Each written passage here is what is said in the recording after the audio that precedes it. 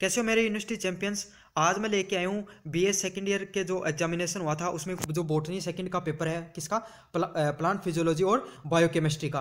और आप देख सकते हो 2023 का पेपर है। और ये अपन जो सीरीज शुरू कर रहे हैं, जो प्रीवियस ईयर क्वेश्चन है उसके ऊपर अपन डिस्कस करेंगे। और आप याद रखना है कि इन्हीं सब क्वेश्चनों में से आपके क्वेश्चन जरूर रहेगा, चाहे आप कोई भी यूनिवर्सिटी से हो।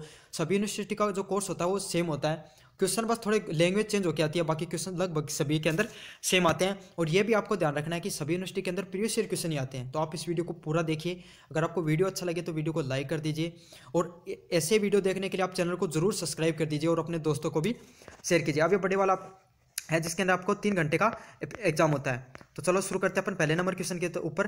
Right the short note of the following. मतलब ये जितने भी क्वेश्चन है अपने हैं, ये इनके ऊपर आपको क्या है, छोटे वाले क्वेश्चन है, एक एक नंबर वाले क्वेश्चन। तो आपको इसको आधे पेज के लगभग आपको लिखना होता है। तो शुरू करते हैं अपन ए नंबर क्वेश्चन से। What is the core relation between the diffusion rate and density of the substance. मतलब विसरण दर का पदार्थ के घनत्व के साथ परस्पर क्या संबंध है। मतलब आपको डिफ्यूजन रेट और डेंसिटी ऑफ द सब्सटेंस के बीच में आपको क्या दिखाना है, रिलेशन दिखाना है, दोनों के ऊपर कंपैरिजन करके दिखाना है मतलब आपको इस क्वेश्चन के अंदर।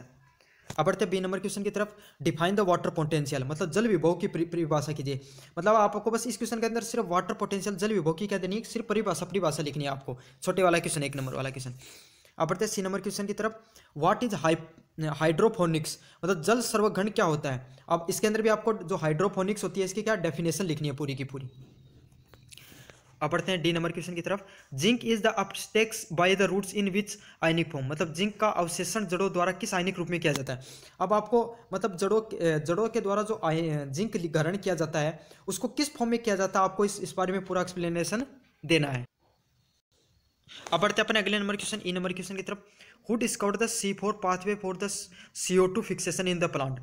मतलब पादपों में CO2 स्थानीकरण के C4 की खोज किस वैज्ञानिक ने की थी। तो आपको पहले तो उस वैज्ञानिक का नाम बताना है और ये पूरी प्रोसेस के बारे में आपको एक्सप्लेनेशन करना है इस क्वेश्चन के अंदर। अब बढ़ते हैं एफ नंबर क्वेश्चन की तरफ। How much value of the temperature coefficient during the dark reaction. अब मतलब जो अदित अभिक्रिया में ताप गुणांक का मान लिखना है। मतलब ये जो रिएक्शन होती है, डार्क रिएक्शन होती है, उसमें टेम्परेचर कोफिशिएंट का क्या मान होता है, आपको इस बारे में पूरा एक्सप्लेनेशन करना है। अब बढ़ते हैं जी नंबर क्वेश्चन की तरफ। What is the assimilation power in the plants. मतलब पादपों में स्वांगीकरण शक्ति क्या होती है। तो आपको ये बताना है कि जो एसिमिलेशन पावर, जो पादप होते हैं या जो प्लांट्स होते हैं उनके अंदर स्वांगीकरण शक्ति क्या होती है। ये भी आपको एक डेफिनेशन टाइप का क्वेश्चन है, तो आपको ये एक्सप्लेन करना है। Which compound is the connecting link between the glycolysis and the carb cycle. तो ग्लाइकोसिस व कार्ब्स चक्कर की योजक कड़ी के रूप में कौन सा यौगिक होता है। तो आपको जो ये कंपाउंड है जो ग्लाइकोसिस और कार्ब साइकिल के बीच में लिंक के रूप में काम करता है, इसके बारे में आपको एक्सप्लेनेशन करना है पूरा। अब बढ़ते हैं आई नंबर और लास्ट नंबर क्वेश्चन की तरफ। What is boiling effect. जो बॉइलिंग इफेक्ट होता है उसके बारे में आपको क्या करना है, पूरी की पूरी डेफिनेशन देनी है और पूरा आपको एक्सप्लेनेशन करना है। और याद रखना ये सारे क्वेश्चन एक नंबर के हैं, छोटे वाले क्वेश्चन है, तो आपको लगभग आधे पेज में इनको खत्म करना होता है। अब बढ़ते हैं जो बड़े वाले क्वेश्चन आते हैं, आपके 6 नंबर के क्वेश्चन आते हैं, यूनिट वाइज आते हैं और सभी और में आते हैं। तो आपको एक हर यूनिट से 2 क्वेश्चन आते हैं, उसमें आपको एक क्वेश्चन करना होता है, आपको ये ध्यान रखना है। अब राइट शॉर्ट नोट्स ऑन। मतलब ए और बी में से आपको दोनों करने हैं। मतलब दोनों क्वेश्चन कितने 3-3 नंबर के हैं। पहला क्या है, transpiration pull and the cohesion of the water theory. और स्टैटिक सोमेटल मोमेंट मतलब क्या, वात्सोत्सर्जन खिंचाव तथा जल संसर्जवाद के बारे में आपको एक्सप्लेन करना है। और तिमिर सक्रिय रंध्रीय गति के बारे में आपको एक्सप्लेन करना है। तो मतलब आपको इन दोनों चीज़ों के बारे में पूरा एक्सप्लेन करना है इसमें। अब क्या तो आप ये क्वेश्चन कीजिए या फिर आपको नीचे वाला दे रखा इसमें से एक करना है। Right the short note on.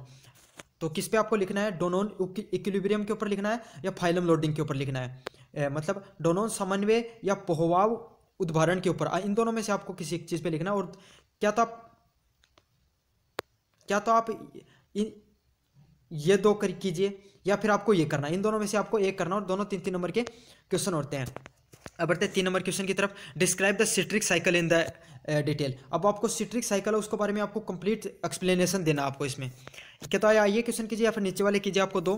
Gateway step of the pyruvic acid अम्ल के प्रवेश चक्कर के बारे में आपको बताइए, या और हेक्सोनोज मोनोफेस्ट स्लंट के बारे में बताना आपको। हेक्सोसोज मोनोफॉस्फेट संट के बारे में आपको बताना, तो इन दोनों को एक्सप्लेन कीजिए। अब बढ़ते अपन यूनिट नंबर 3 में क्या क्वेश्चन आए हैं। B oxidation of the fatty acid के बारे में बताना है और बताना है स्ट्रक्चर ऑफ द प्रोटीन के बारे में। तो जो फैटी एसिड होते हैं उनके जो बी ऑक्सीडेशन होता है, बीटा ऑक्सीडेशन होता है सॉरी, उसके बारे में आपको एक्सप्लेनेशन करना है। और जो प्रोटीन का जो स्ट्रक्चर होता है उसके बारे में आपको एक्सप्लेनेशन करना है। हिंदी में वश्य अम्लों का बीटा ऑक्सीकरण के बारे में एक्सप्लेन करना है, प्रोटीन की संरचनाओं के बारे में एक्सप्लेन करना है।